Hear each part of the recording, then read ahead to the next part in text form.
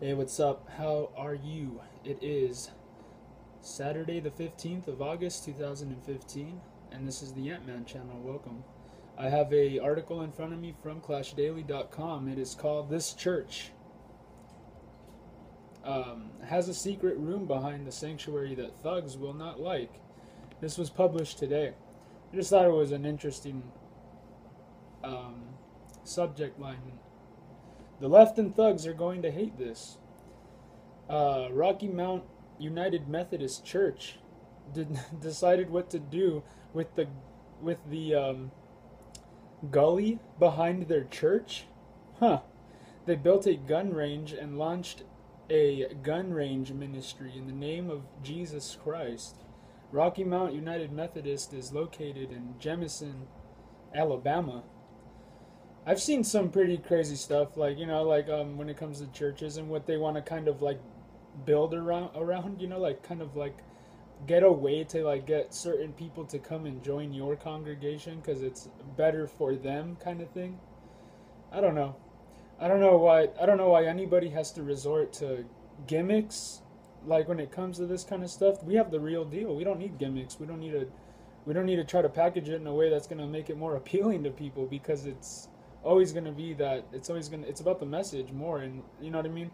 I think it's kind of like tricking people, you know what I mean, or making them like feel like they're a part of something, making something sound like what it is, and like in the name of Jesus Christ, like what it isn't, making it what something it's not. And it kind of is kind of being dishonest, or not making, you know what I mean. Just for example, you should build on and center everything around what you're saying your ministry is about, not your gun range or karate or whatever you're doing. You know, it's not that I have anything against this kind of stuff really, but it is kind of, to me, like, why? Why can't people just want to mirror what the first century church did? They did things right, in my opinion, and they were living among some pretty brutal conditions in their time. So I don't know. I just have to say, I don't know about this. I just don't understand why anybody has to use any gimmicks. If you're a part of a church or whatever denomination you are a part of, it's cool that you guys go out and do stuff together, of course, whatever that may be, to build on the relationship, to strengthen our, bonds and whatnot. That's good to do that. It says in the Bible not to forsake the assembling of, the church, of coming together to minister and be ministered to, or whatever, right? And it's all about relationship.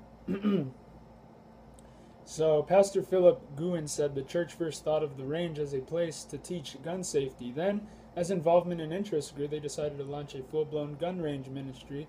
And because they have a number of hunters in the church, they named the range the Rocky Mount Hunt and Gun Club.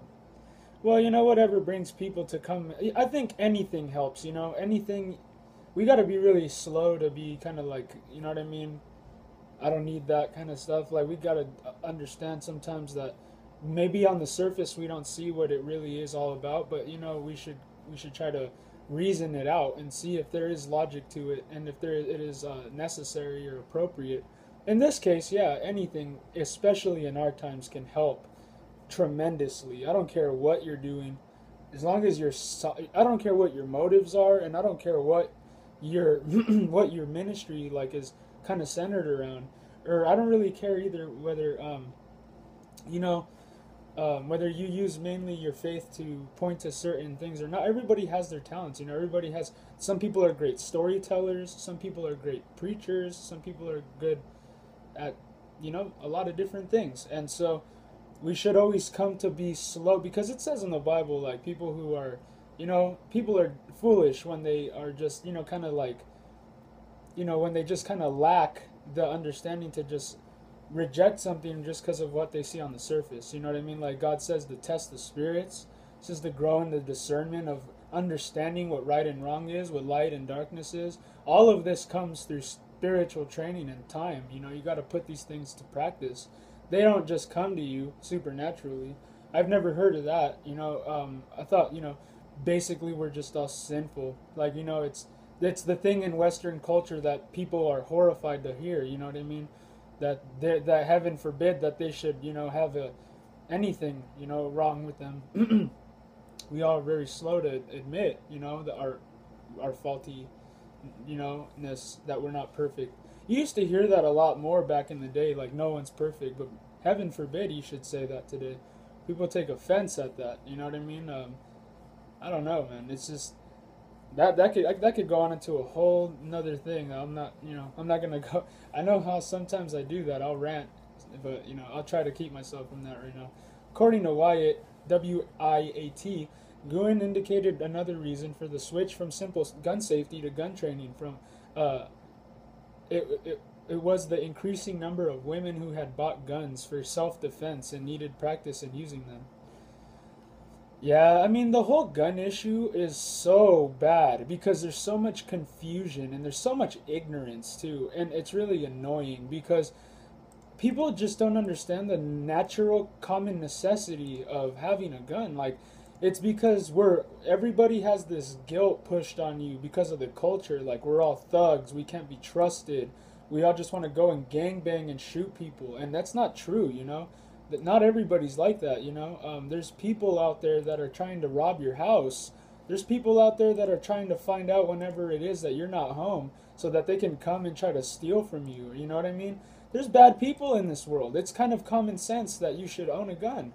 It's kind of common sense. It's part of being an American. Our entire foundation of how this country was built was rebellion. And it's rebellion against oppression, against tyranny, against people who are trying to steal from you. What's the point of being in a society if you can't even have safety or protection, or you can't even, orchestrate that in your own way? We know that for the most part, we don't go out and do public justice. We let the cops deal with that. We submit to the authorities that we have over us, but at the same time, they don't use that as a license to oppress us at the same time. There's a relationship there.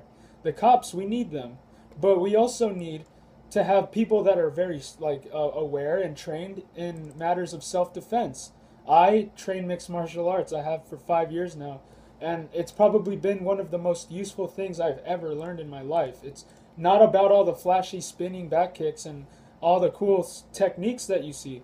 It's about spirituality. It's about it's about discipline and self control and having to be a good person in society. It's about being good. It's kind of funny that it comes out in a silly movie, but it has profound truth to it. When you watch Spider-Man, it says, "With great power comes great responsibility." The more power a person has, man, the more power, the more responsible you are, because you have the power of life and death in your mouth.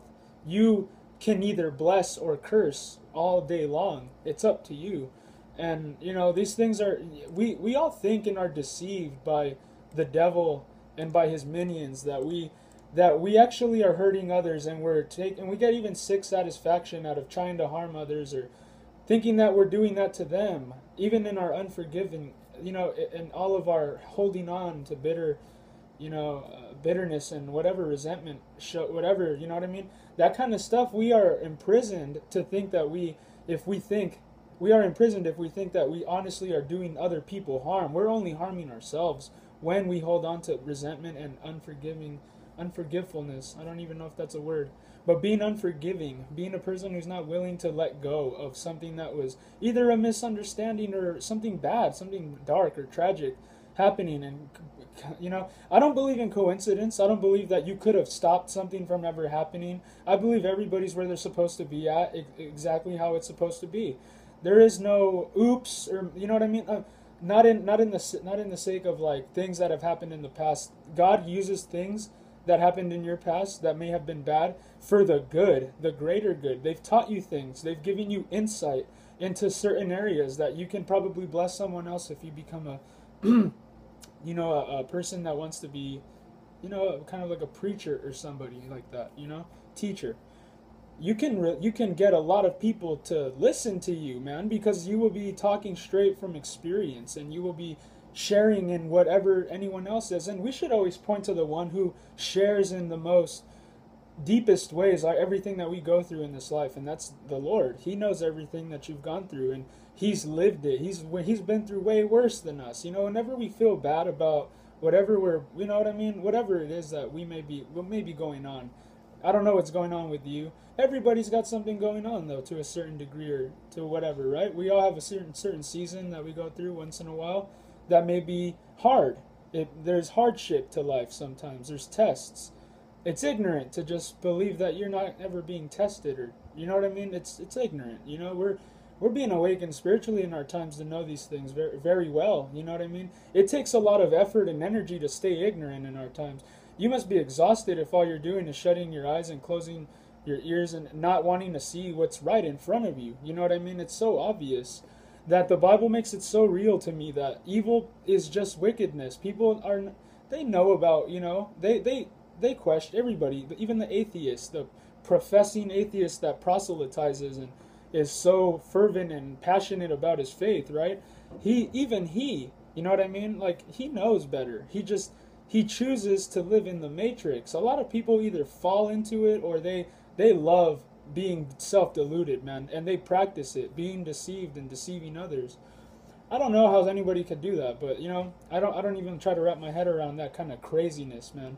But like, in honesty, let God use those things that have happened to you and maybe that have made you feel bad, you know what I mean, and gotten you down and they've haunted you all your life. Let God use that for a positive thing, man.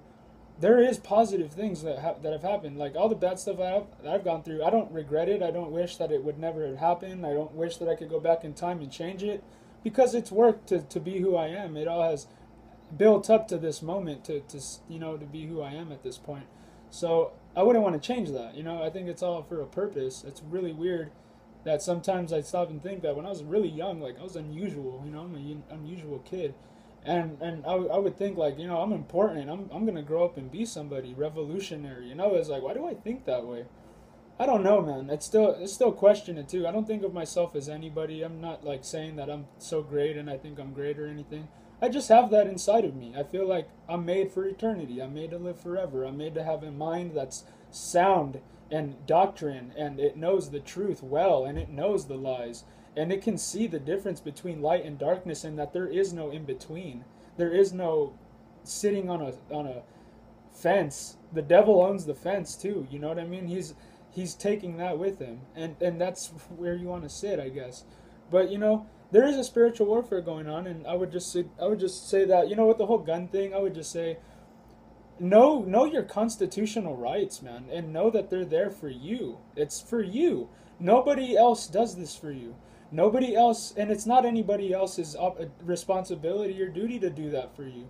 You should take an interest into being wise and unto the what is liberty? How do we obtain liberty? What is this idea of freedom that has inspired many people to do great things in this world and to shine a light and to be someone who brings, you know, something that's you could look at and be proud of, that humanity has accomplished.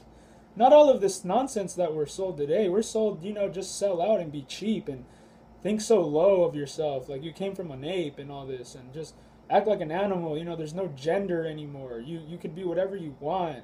Follow your heart. It's just nonsense. Don't believe in it. It's gonna disappoint you. So I would say that if you've never have today, I would invite you to come and read the Bible, man, and know that it's a love letter from God to you, and especially in our times. It's more relevant now than it ever was. And it's the very word, and it's active, and it's living, and it's coming from straight the mouth of God, and everything that he says comes to be. If he said it, it's already going to happen. It's done. Just like how in reality sinners who are not forgiven are already dead where they stand. That's the truth, and we've got to do something. I got rebuked at Sunday school because I told people that they need to open their mouth and tell the truth and speak up and say something once in a while, because they have this mentality that, oh, if you're just nice to people. I'm really getting sick and tired of that, man. I don't know about all this nice stuff. I think that if people are going to be so disrespectful about who we worship, what our life is all about, and they're not going to have any respect unto us and undermine us, even history, and that, you know, that it's always been, you know, that the Christians that bring all of the positive elements into our society, that it's been the Bible that has done this. If people are going to try to reject flat, you know, just straight up truth and a fact, then we got to just boldly proclaim it and not shy away. Just become more bold and more courageous and do it unto the you know, to the praise of God, glory of God.